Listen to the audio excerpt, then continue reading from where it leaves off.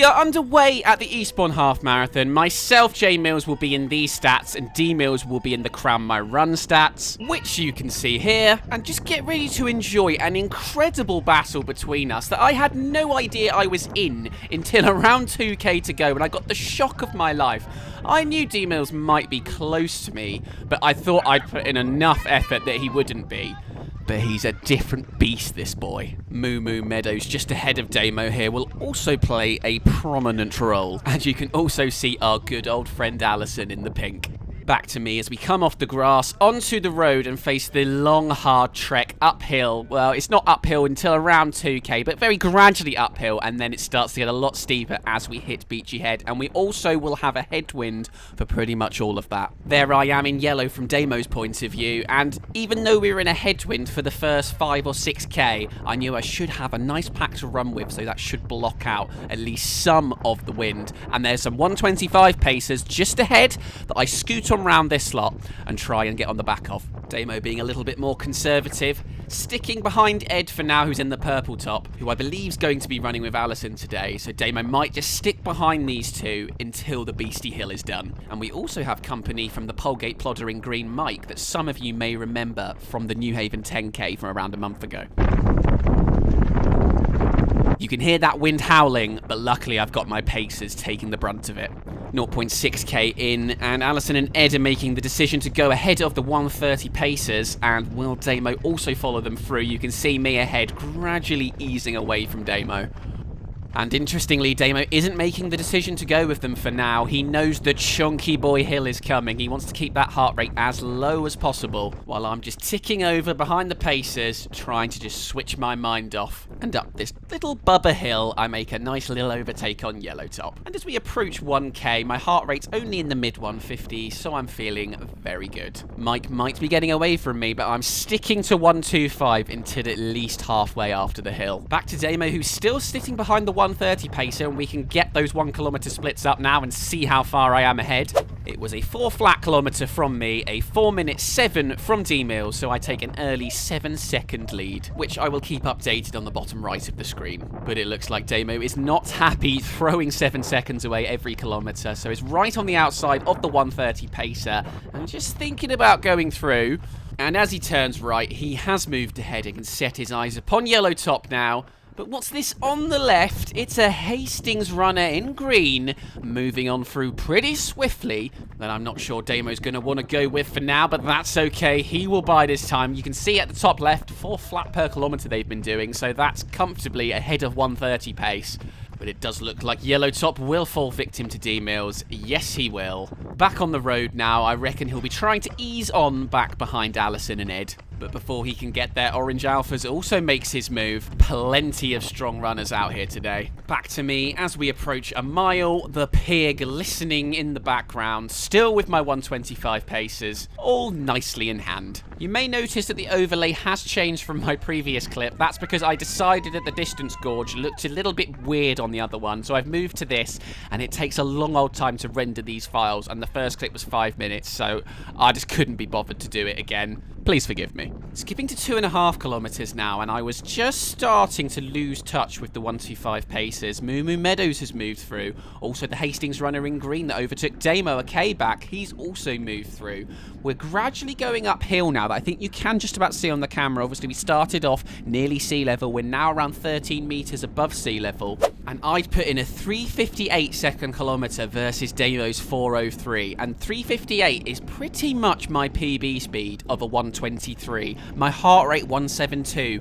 That's pretty early for me to get into the 170s and a half. In my PB, I didn't hit the 170s until around 8 or 9k, and I knew that if I upped my effort to stick with the 125 paces now, with a fuck off hill coming, I could be in big trouble later on. So I made the decision to just stick to the effort that I've been doing before, not up it at all, and if that meant the 125 paces started to drift away from me, so be it. You did just see my head turn to the right there. That was the first D Mills check of the afternoon. He looked to me to be about 10 seconds behind me, and you can see on the bottom right it was 12, so that's about where I thought he would be at this point.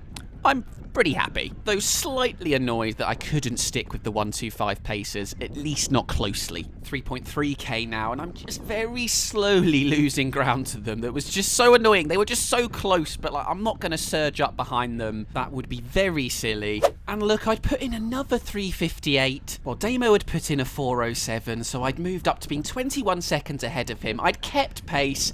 I just couldn't keep with the 125 paces, who I assume were trying to make a little bit of time up before the hill. I'm really bigging this hill up, aren't I? Trust me, it's one of the biggest bell ends in racing. And we are now just where the gradient starts to increase 6% now, and things start to get tougher and tougher. And I was not having a marvellous time. I was bleeding time to the group. Red Bandana comes through now, and his mate behind in the blue hat. Just got to hope D-Mills is also not enjoying life too much at the moment. Bye, lads! 4.3k now, and I've not been blown away by these two. I'm just about keeping them within my grasp. That 4th kilometre split, a 4.16 from me, a 4.18 from Damo, another D-Mills check there. So obviously the time is dropping as we move uphill, but Damo's actually managed to get as close to me as he has been in a kilometre, only dropping 2 seconds. He's 23 seconds behind, and you can just see in the distance the wall of doom. And as we reach 40 metres above sea level, I am struggling to stick with Red Bandana and Blue Hat, but it does look like John Ruddy's moving towards me. And there we have it. It's an overtake on a hill from J Mills. It's the best day of my life. 11% gradient overtake. Although I did hear from D Mills that I think that poor soul had about 15 blisters on his feet. So I hope you're all right, mate. But we are in the long slog up to 125 metres above sea level, about to hit 3 miles. And it looks like another hill overtake from J Mills. What an icon. Looks like my watch is at the moment around 80 metres off. Definitely did not appreciate that at the time. Was just dreaming of going downhill once I got this bastard over with. Let's go have a look how D Mills is getting on. He's got some company in Nova Blast 5s here and yellow arm sleeves. And it looks like we have missed him moving past Allison and Ed. You can see his heart rate's creeping into zone 5 on the passion meter. Can he stick with these two all the way to the top? Early signs indicate that's a no. But then yellow arm sleeves starts to suffer, and D Mills has also made a hill overtake as he hits 184 heart rate. Nova Blast 5 is pushing on quickly though. I don't think he's going to be able to keep up with him, but that's a great effort from D Mills. Here's me just after 5k, and I'm very much losing touch with my boys in the Red Bandana and Blue Hat, but at least Moo Moo Meadows might be moving towards me. Let's check those splits out. A 4.27 from me, a 4.32 from D Mills, so I've gained another 5 seconds, taking myself 28 seconds ahead. We find D Mills slogging it out by himself at the moment. He will be a very happy boy if he can get to the top without anyone coming past. Only 40 metres to go. He's doing really well. I think he might actually be catching that guy in the light blue top. And I believe you can see me in my yellow top up in the distance. He still has me in his sights, ready, I'm sure, for a full-on assault down the other side. And look at this. Look at this. He has caught blue top. Is he going to go through? Meanwhile, I'm also making an overtake of Moo Moo Meadows, having a look for D Mills, and he was where I thought he should be and belongs. Blue Hat has had to have a walk, but's got going again. It's all kicking off up here, 10 to 12% gradient, but we are not far from the top now. Back to D Mills, right with light blue top. And coming to think of it, that yellow top I saw in the distance might have actually been John Ruddy. I can hear some voices behind D Mills. He's certainly got some company. Can he fend them off? They are sounding a little bit too jovial for my liking, and I believe I just heard them talking about the harbour section later being a bit shit. Can't wait for that. As some feet appear on the inside of Damo, he's getting overtaken. He was so close to the top without being overtaken. What a shame, but I've seen worse hill showings. Back to me, and I've almost got myself to the top, and I'm thinking about making an overtake just before the top of Blue Hat as the 125 paces flash past me on the inside back downhill. And look, we've got Red Bandana waiting for his mate. He looks absolutely disgusted that he had to walk up that hill.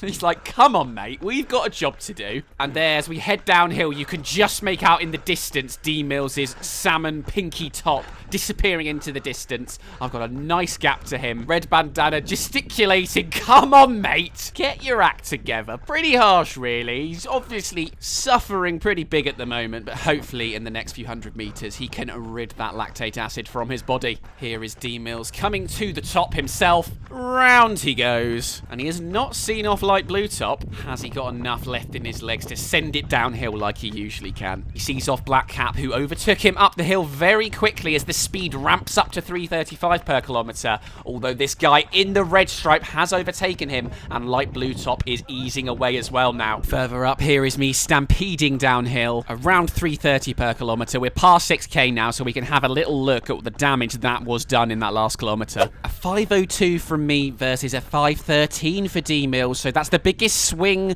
of the race so far, 11 seconds, and I've now got 39 seconds in the bag. I know that D-Mills is usually quicker than me downhill, and last time I did this race in 2023, I couldn't push down here at all because I was just falling over. I didn't have the strength in my legs to keep my balance, but I felt so much stronger this time that I actually could push relatively well, and I was seeing if I could try and make up a bit of time to that 125 pacer before we got back on the flat and headed the other way along the seafront. And here we find D-Mills moving past John Ruddy, and Black Cap's actually re-overtaken D-Mills. Red Stripe and Blue Top getting further and further away. This is not what I expect downhill from D-Mills for the second week in a row. Not really being the downhill goat that we know and love. But he's fighting back quickly, getting really close to Black Cap. I think getting past him again. This could be a battle right to the bottom of the hill. Come on, D-Mills, get yourself back up behind Red Stripe. As Damo passes 4 miles, he'll be grateful that his heart rate is back into zone 4, 174 heart rate, while he's pounding down at 330 per kilometre, maybe slowly closing on Red Stripe. And he still has 80 metres of downhill to enjoy. And still closing and closing as we get closer to the bottom. Back to me, and the 7-kilometre splits are in a 3:33 for me and a 3:39 for Damo, so the downhill warrior has been defeated here. And now with a third of the race to go, I've got 45 seconds in the buffer. And now we head down the Hollywell Hill. I can see the flashes of orange of the 125 paces. I've caught them up a little bit. Can I use this final steep downhill section to get as close to them as possible and then try and ease on behind them on the flat? This was where in 2023 I essentially fell past a loads of people because I couldn't stop myself. This year I feel a lot more in control, but it is a steep old boy, 15% gradient downhill at the moment. And as Damo turns off to head down his final descent, he's now right behind Light Blue Top and Red Stripe. Can he get them before the bottom? And there we go. He takes Light Blue Top, and it looks like Red Stripe might be suffering with his balance and might be vulnerable at the moment. We love him vulnerable. But D-Mills is vulnerable himself as Tesco Value Top scoots on through. Out of absolutely nowhere, D-Mills will want to get him back as soon as possible. But he is fooled by his nemesis, a corner, and they gain a few meters on him instantaneously. And as I made my way to the bottom, I noticed Peacehaven runner Tommy struggling a little bit, so I really pushed to try and get right behind him as I turn left onto the flat now. Super strong runner, 121 half runner. He's gone sub 3 as well, so I knew if I could get with him, he could maybe drag me along. Damo turning left out the same corner shortly afterwards, and now we will find out how much damage people have done on themselves with that up and down hill. We're on the flat. We have a tailwind now for the next 8 kilometers or so, and quickly it looks like Damo's feeling better than Red Stripe and moves through. Tesco Value looking strong though, but it's not long until Damo is sniffing around for a meal deal and moving through. The 8-kilometre splits a 3:45 and a 3:46 for D-Mills. A strong kilometre, but he still lost a second. I'm 46 seconds up. I've actually been overtaken by the guy in the orange alphas, and I've not quite managed to drag myself up behind Tommy. And now as we approach 9 kilometres, Moo Moo Meadows is back for some more fun, and I'm still not quite with Tommy. Look at my pace of 3:59 per kilometre. I was fairly happy with that still. I just wanted it as close to 4 flat as possible. I had had a good look behind to see if I could spot Damo around here, and I couldn't see him, so I knew he must have been at least 30-40 seconds behind me. It's 46.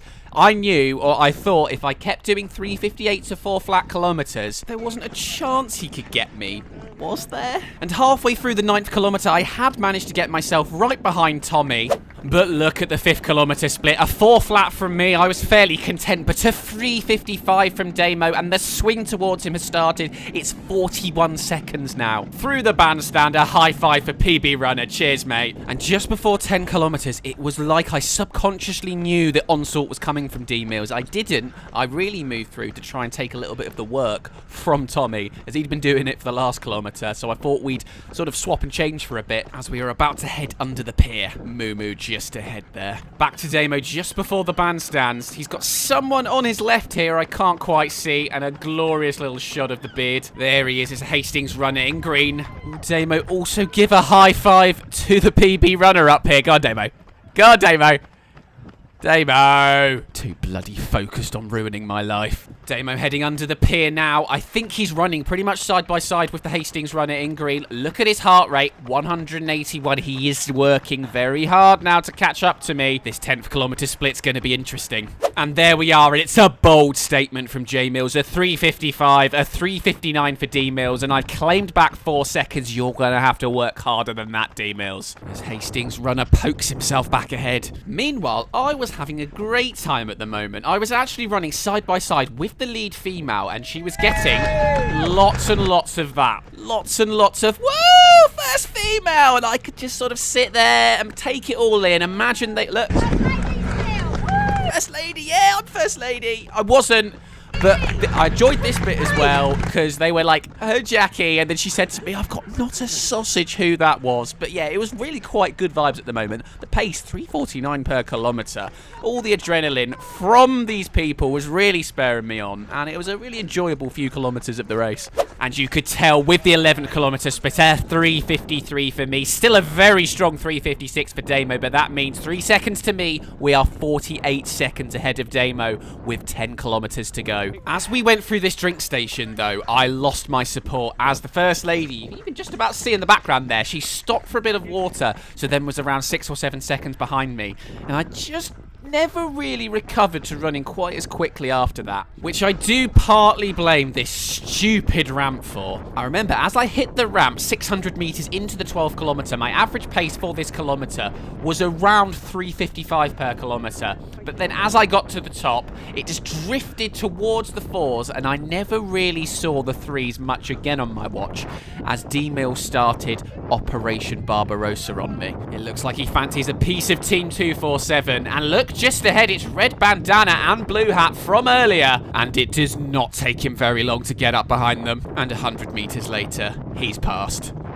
He's gone through 12 kilometres and he's dropped a 3:57 to my 4 flat. That's 3 seconds back towards him. We're at 45 seconds. That's still a massive amount of time in my favour, but he is about to put me under a heap of pressure that I wasn't even aware of until right at the end. Back to me towards the end of the 13th kilometre, and I was definitely starting to feel it, but I was keeping it around 4 flat per kilometre, so I was fairly content that that's still 1:25 pace. That was my goal. Moo Moo Meadows, I was keeping him roughly around the same pace. The guy in the black top just ahead just had walked. I'd seen him walking, and halfway through the 14th kilometre, he's sort of coming back towards me, whereas Moo Moo's staying at a similar distance. But look at these 13 kilometre splits. It's a 3:51 for D-Mills, a 4:01 for me, a 10-second swing. All of a sudden, it's 35 seconds. With swings like that, my lead is going to be obliterated very quickly. But I do think that kilometre deserves a little like and subscribe, don't you? And now in the middle of the 14th kilometre, there is an awful lot of 3:50 per kilometre that I am not enjoying from D-Mills. Also, you can see ahead that Damo's actually catching Tommy. He is not far behind Tommy, maybe 10 seconds or so. And you can just about make me out up there in the yellow top with the leading lady still just behind me. And that's obviously greatly spurring this bastard on. He is sat in a prime position for a J Mills blow up. But at the moment, I'm not blowing up. I'm doing pretty much what I wanted to do. Damo's just going absolutely bloody rapid. He's been doing 1:22 pace for the last 2 kilometres. And we are now slowly approaching the windy harbour section where things will get even tougher for me. As another 4 seconds is lost, a 3:57 from Damo, another 4:01 from me. I'm overtaken here by Ross, an extremely strong runner, who I think is coming back from injury. He's a 74 or 75 minute half marathon runner, so there were no brief thoughts of, yeah, I can definitely match that. I definitely could not match that. But as I've said, I really wasn't that concerned with my pace. I was starting to hurt, obviously. We're in the 15th K now. I knew I wouldn't be able to push hard in the harbour as well as the final headwind section along the seafront. But I really didn't appreciate that just holding back that slight little bit, it wasn't much, was enough for D-Mills to really start blowing away my lead. Oh, he's coming for me, lads. My mind at the moment is 4 flat. Brilliant. I'm catching Red Vest. But if 3:53 from Damo, I've lost another 7 seconds. And he's only 24 seconds behind me. This can't be happening again. And I now turn right into the harbour. The lovely tailwind is no more. It's more of a headwind for a lot of this. And we have to start navigating some pretty tight and narrow turns. And there goes another 4 seconds. Piss off. 5 kilometers to go, and all I have is 20 seconds. I was keeping Red Vest honest, but I could see my pace was dropping quite a bit. We're obviously in a section where GPS might be a little bit dodgy, but I was seeing 4:10 to 4:15, which wasn't ideal, but I still didn't know I had anything to worry about. Emerging out onto the seafront, and you can hear the ominous sounds that we're going to have to deal with in a direct, brutal headwind when we get back onto the main bit of the seafront a bit later, but for now we're heading back into the harbour. 17th kilometre split. Has D-Mills been suffering as much as me? No. Thankfully, the threes have stopped, but he's managed to do a 4:09 to my 4:14. I've only got 15 seconds. And look how close Damo is now to the leading lady and Tommy, and I am not far ahead. I'm just turning right now. Oh, sweet ignorance, how I loved you. I've been overtaken by Grey Vest. I'm maybe a little bit closer to Red Vest. Left, mate. And I'm now a lot closer to Red Vest. Thankfully, he only lost a few seconds as he now surges up on my left-hand side past me again. Oh, and I've also seen that Grey Vest is actually Nova Blast 5 from earlier. And there Red Vest goes again. But I did see someone who went the wrong way somewhere in the harbour and had to do another complete, like, 600-metre loop, losing at least a couple of minutes, which would have been truly awful if D-Mills did the same. Now, here is where I got a lot of false hope. So here, you turn right, you cross a bridge, and then you turn left, and you can see all the runners running where I am now. And this is the Strava flyby map. I could see to the left all the people probably like 15 to a minute behind me where I thought Damo might be. And I couldn't see him, so I was like, okay, I'm like at least a minute ahead of him. He was so close that I couldn't see him. He was, by this point, around 10 seconds behind me. And I still didn't have a Scooby. I was just clinging on for dear life to Red Vest and Nova Blast 5s. And I could also feel Tommy right behind me, who I had gapped by 15 to 20 seconds, but he was right behind me now. And I still thought the leading lady was right behind him as well. And here we are in a section that you just really need 17.7k into a race. A nice narrow bridge. Turning right in a stupid little chicane. Love me a chicane, I do. But the chicanes were the least of our worries. I don't think anyone was quite ready for the headwind we were about to encounter, as we're about to hit 11 miles. Just 2 to go. And here is D-Mills navigating the same section. Little did I know that the leading lady had fallen into the clutches of D-Mills. And as we round the corner, there I am, just ahead of Tommy. Oh dear, oh dear. And he has now got past me. 18th kilometre splits. I've lost another 5 seconds. A 4:15 for me, a 4:10 for D-Mills. There's 3 kilometres to go. I've only got 10 seconds. I need to try and stick with Tommy now, who's starting to look strong. As Damo moves on past the leading lady. Starts to get absolutely battered by the headwind. But I'm so close. He can taste victory. I'm in big trouble. On my latest glance round, I looked, and the leading lady had just morphed into D-Mills. What the flying baby Jesus is he doing there? I tried to do some quite amazing camera work to spot him behind me, but you just get a nice view of my feet. D-Mills is here. And all of a sudden, I realise I'm in for the fight of my life. And we're now heading out of the harbour. Nova Blast 5 is leading. Moo Moo Meadows just ahead. Tommy's just ahead. Red Hastings Vest, I'm here. D-Mills is just behind. Who has enough left in this 2.5 kilometres into this 30-40 mile an hour headwind to get the victory today? Not the overall victory, of course, but the victory amongst all of us who've been pretty close the whole race. Oh, I hope I've got enough left.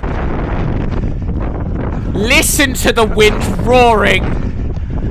As Moo Moo almost has an altercation with a dog, I think he was alright. Back to Damo now, and look at that heart rate, 195. He's almost off the passion meter. Did he overexert himself too much in the last 9 or 10 kilometres? You can't really say that. He had no right to get up so close to me, and he still got a chance. Pink Top has come through. Visually, maybe I'm starting to pull away at the moment. I hope I am. It's difficult to tell. We will have to see the 19th kilometre split in a second.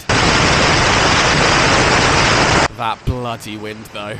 There's the 19th kilometre, and I have finally stopped the rot. It's a 4:12 from me, a 4:19 for D-Mills. I've gained 7 seconds back, and it's up to 17 seconds. Have I got the job done? Does Damo have anything left? Other questions. If I wouldn't have spotted him coming, would he have just gradually come up behind me? Questions we'll never know, but thankfully I did spot him. Back to me, and Tommy is very much escaping out of my clutches. It's just me running side by side with Red Vest. Really, really struggling to put any sort of speed down in this headwind. I thought stupidly that I'd left enough that I could maybe do some low 4s in this headwind. Not a chance. We're close to 4:30 per kilometre. All that hard work is slowly drifting away. We're having a look to see where D-Mills is, and I definitely was seeing him falling a little bit further back, which pleased me greatly because I felt bloody horrible. But we're still around a mile to go. You can see the 12-mile sign just up ahead. Back to D-Mills now, and I have absolutely no recollection of overtaking Moo Moo Meadows, but I must have done, as Damo is sneaking up behind him as well, so there is someone struggling more than us in this headwind. And shortly afterwards, D-Mills makes his move through. Will this be the final time we see Moo Moo? There's Damo through 20 kilometres, and we are both dead. I've managed to gain 5 seconds, but both of us are just praying for home now. I've got a nice 22-second buffer that I was confident now he wasn't going to be able to overcome. I now round the final corner, finally getting out that headwind. Pink Top, who only just overtook Damo's, well ahead of me. I've lost touch to Red Top. Final little gander to see if D-Mills was putting some miraculous surge in. I don't think he is. And just like my body, the camera has given up. Damo making his way through as well. It was now just a case of what times were we going to manage. I think before the harbour we were both on for solid 125s. Oh, and Damo's definitely dead with Team 247 coming through. Can he mount any challenge back so we can finish directly next to each other? He has managed to get back up to 340 per kilometre again. Now he's in the tailwind. But Team 247 is looking strong. Final few hundred metres. He's clinging on just about to him through the tunnel.